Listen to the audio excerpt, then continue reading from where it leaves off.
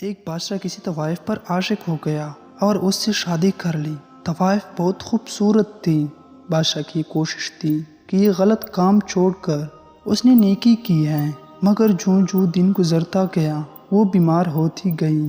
اس کی خوبصورت گلاب جیسی گال پیلے پڑنے لگے۔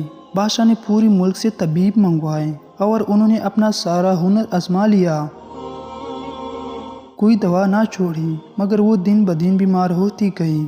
بادشاہ کو سمجھ نہیں آ رہی تھی کہ دنیا کی ہر نعمت اس کو میسر ہے، مگر یہ بیمار ہوتی جاتی ہیں۔ یہ بات پوری ملک میں پھیل گئی۔ یہ چونکہ اپنے بادشاہ سے بہت محبت کرتے تھے، اسی وجہ سے ملکہ بھی ان کو اپنی جان سے پیارے تھے۔ سب لوگ دل سے اس کی عزت کرتے، مگر ملکہ تھی کہ سوکھ کر کانٹا ہوئی جا رہی تھی۔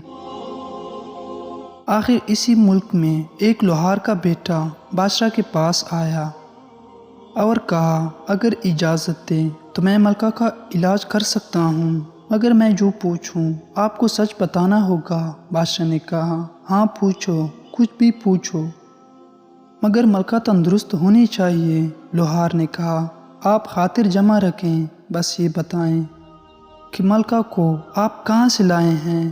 یہ کون ہے؟ کس کی بیٹی ہے؟ کیا کوئی شہزادی ہے؟ بادشاہ نے کہا، نہیں، یہ ایک طوائف تھی، اس کی خوبصورتی پر میں مر مٹا تھا۔ سوچا، ہوا کی بیٹی یوں اپنے آپ کو کسی مجبوری کی وجہ سے نیلام کر رہی ہے، میں اس کو اس گندگی سے نکال کر اس کو ایک عزت دار مرتبے پر فائز کروں گا۔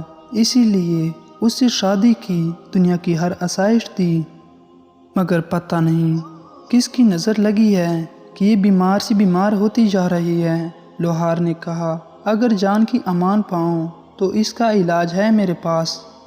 بادشاہ نے کہا، کچھ بھی کرو مگر اس کی جان بچا لو۔ لوہار نے کہا، اسے دوبارہ اسی بازار چھوڑ آئیں جہاں سے یہ آئی ہے۔ بادشاہ پہلے تو نہ مانا، مگر اس کی زندگی کی خاطر اس کو وہی بھیج دیا۔ ایک مہینہ بڑی مشکل سے گزرا۔ بادشاہ وہاں گیا تو دیکھ کر حیران ہو گیا کہ ملکہ نہ صرف تندرست ہو چکی تھی، بلکہ اس کا تمام شباب پہلے کی طرح واپس آ چکا تھا۔ وہی لوہار اس کے اوپر پھینکے جانے والے پیسے چن رہا تھا۔